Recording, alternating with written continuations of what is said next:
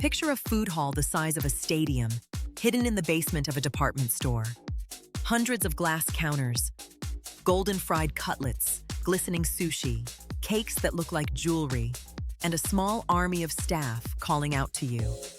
And here's the strange part.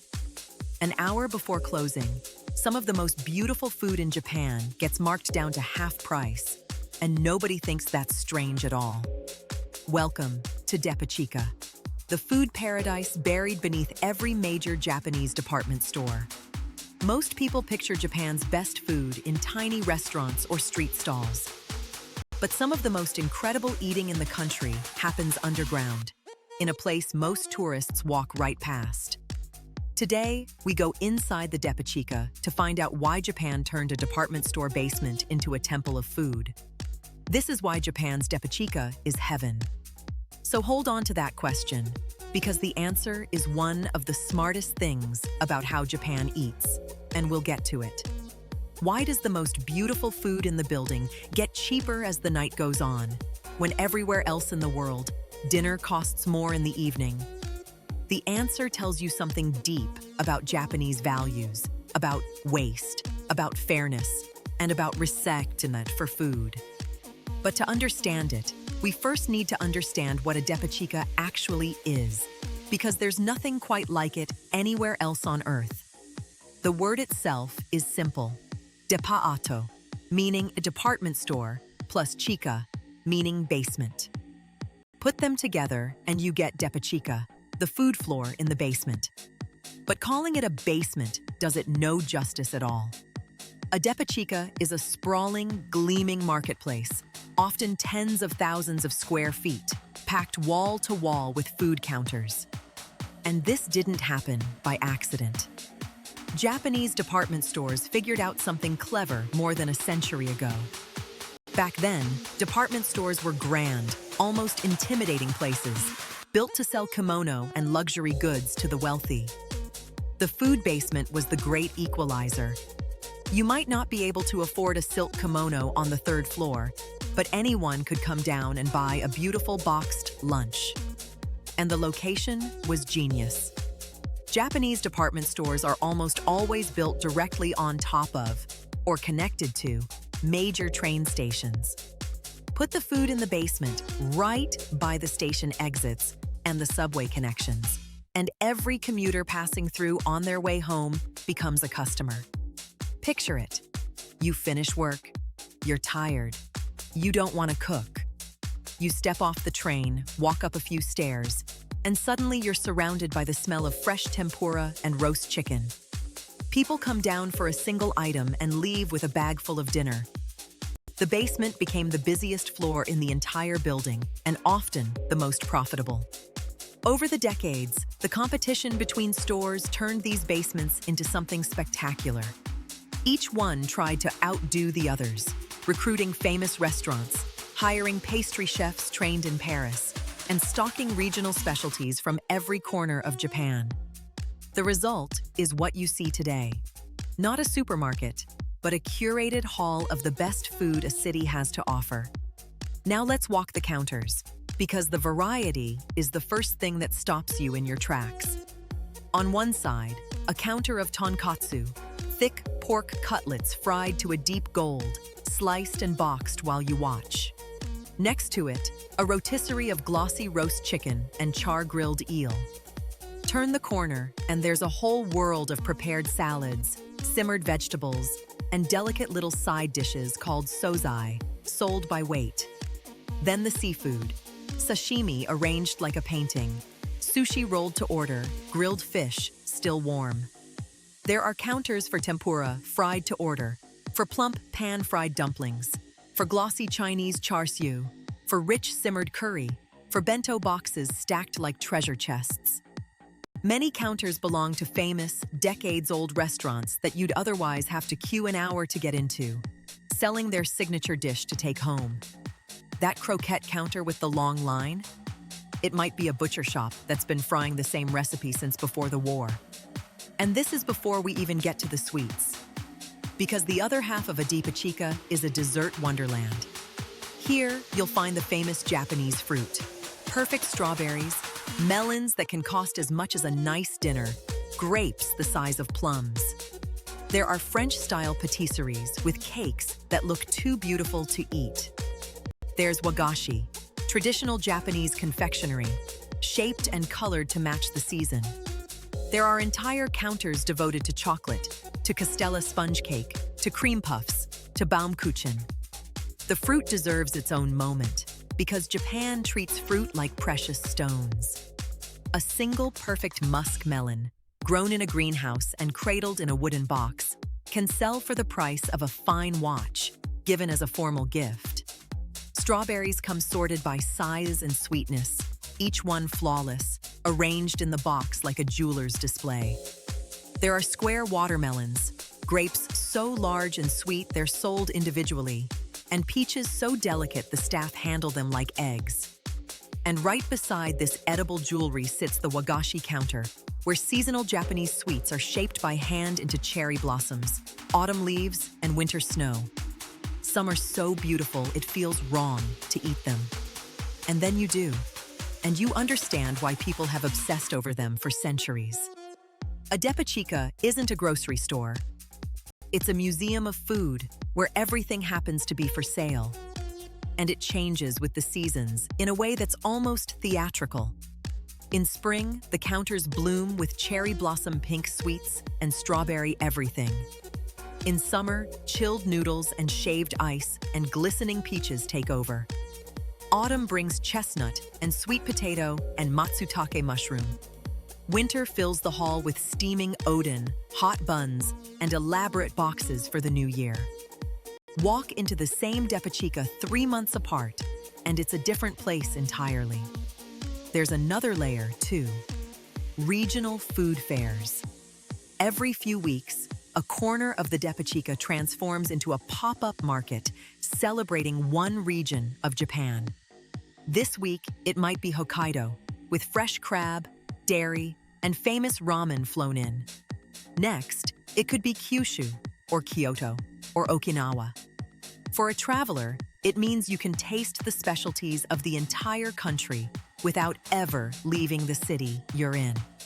Now here's a part that surprises almost every visitor: the free samples. Walk past the counters and staff will offer you a taste. A sliver of ham, a corner of cheesecake, a cube of melon, a fresh fried croquette. It's not a gimmick. It's a core part of the culture. The logic is simple and generous. Taste it, love it, buy it. And because the quality is genuinely high, it works.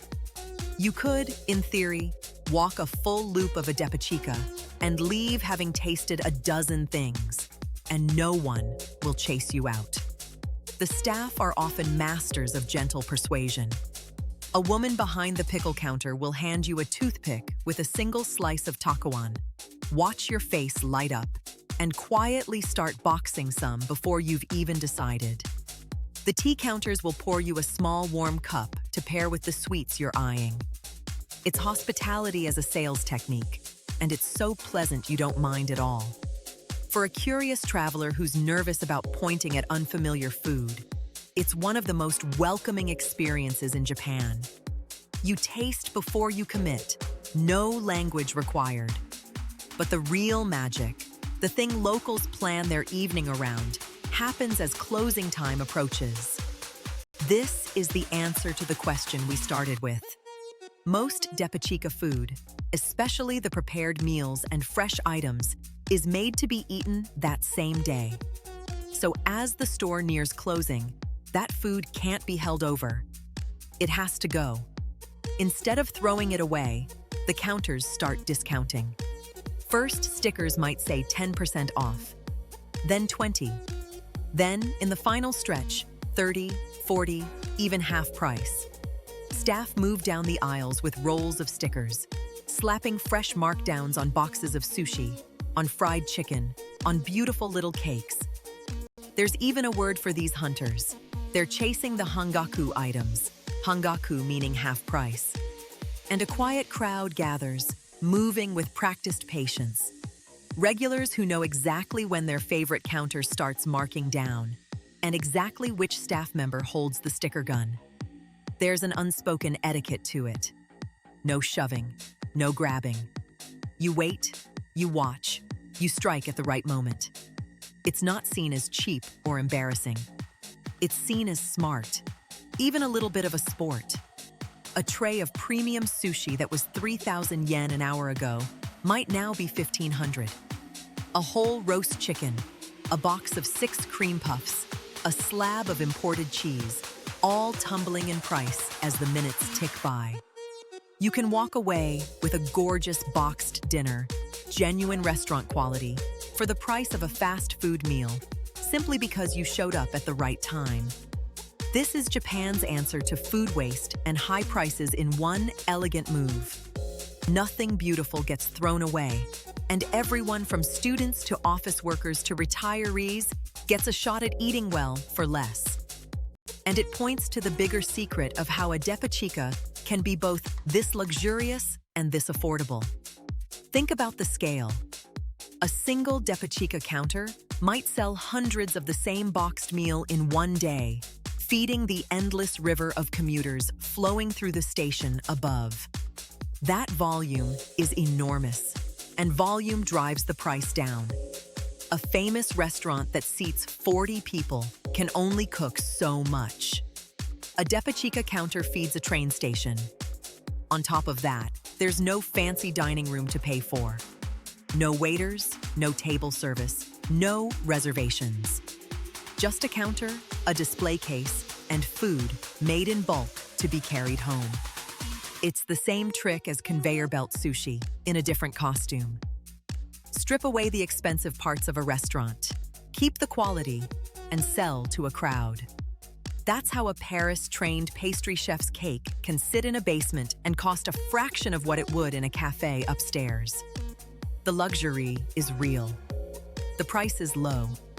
And the reason is simply scale and smart design. So why does all of this matter?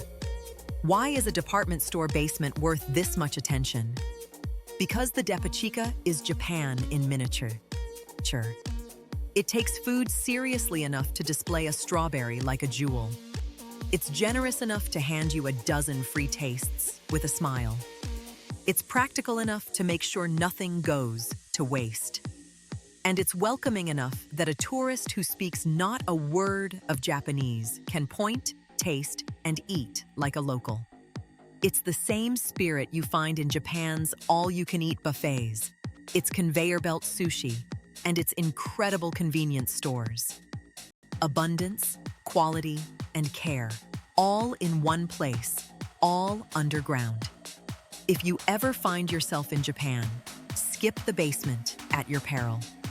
And if you do go, here's how to do it like a local. Go hungry, and go in the early evening if you want to see the discounting begin. Bring a little cash, though most counters take cards now. Don't be shy about the samples, but do buy from the counters whose food you loved. That's the unspoken deal.